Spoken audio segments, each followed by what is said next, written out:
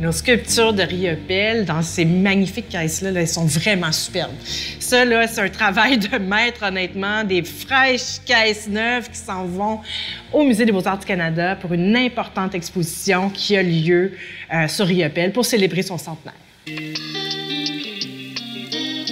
Puis le Musée des Beaux-Arts du Canada, quand ils ont voulu faire une exposition sur Riopelle, bien, ils ont engagé une commissaire et la commissaire a travaillé avec nous. Et moi, en l'occurrence, comme conservatrice qui est responsable de l'ensemble des œuvres de Riopelle au musée. Elle voulait voir qu'est-ce qu'on avait de Riopelle. Donc, habituellement, la manière qu'on procède, c'est qu'on offre la liste des œuvres complètes qu'on a dans la collection. Quand ces choix-là sont faits, ce qui est de mise souvent, c'est une visite dans les réserves. Parce que c'est bien beau de voir les œuvres sur petite image d'à peu près 1 pouce par 1 pouce, mais de les voir en vrai, c'est tout à fait autre chose. Puis ensuite, elle repart avec tout ce bagage-là, fait des recherches sur des œuvres spécifiques, et là, elle raffine sa liste. Et là, c'est là qu'elle envoie une liste officielle de demandes de prêt. Il y a des rapports de conditions sur chacune des œuvres, ce qui va nous guider ensuite sur les précautions qu'on devra prendre ou, malheureusement, ça peut arriver des moments où on doit refuser le prêt parce qu'une œuvre est en mauvais état. Et ensuite, ce dossier-là s'en va à la chef des collections et c'est cette personne-là qui approuve de manière finale l'œuvre.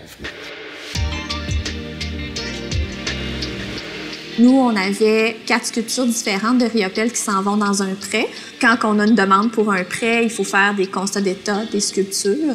Puis en regardant les sculptures, on s'est rendu compte qu'il y avait des petites traces de corrosion, tout ça. Puis comme moi, c'est pas ma spécialité, je me suis dit, je vais appeler les collègues du Centre de conservation du Québec qui actuellement sont en train de traiter là, les œuvres, donc de stabiliser la corrosion qui était présente finalement sur les œuvres avant qu'on envoie ces œuvres-là en prêt. Là.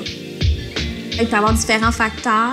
Soit il peut y avoir des impuretés dans le bronze, donc ça peut créer des petits points de corrosion. Donc, ce qu'ils font, c'est qu'ils retirent mécaniquement avec un petit scalpel, là, ils grattent tout ça. Ils ont utilisé aussi d'autres outils là, pour enlever là, des corrosions plus importantes sous certaines sculptures. Après ça, ce qu'ils vont faire aussi, ils vont mettre de l'inhibiteur aussi à la corrosion pour pas que la corrosion revienne. Utiliser un dégraissant pour nettoyer aussi les sculptures là, après les interventions pour enlever les poussières de corrosion, tout ça qui a pu se déposer sur la surface. C'est quand même des grosses œuvres, donc c'est sûr que c'est plus facile de travailler en équipe là-dessus. Là. Puis eux sont vraiment spécialisés en métal, donc c'est pour ça qu'ils sont venus à 3 juste pour l'ampleur des travaux. C'est un prêt extrêmement important parce qu'habituellement, quand on a des demandes de prêt, on se limite à, bon, je sais pas, 5, 10 œuvres. Tu sais, déjà 10 œuvres, c'est quand même beaucoup. Et là, on en a près de 50 œuvres. Il y a des œuvres qui sont rarement ou qui n'ont jamais été prêtées. Des immenses collages qui avaient été réalisés directement sur les fenêtres du pavillon Gérard Morissette. Ces œuvres-là sont tellement immenses que ça peut pas rentrer n'importe où.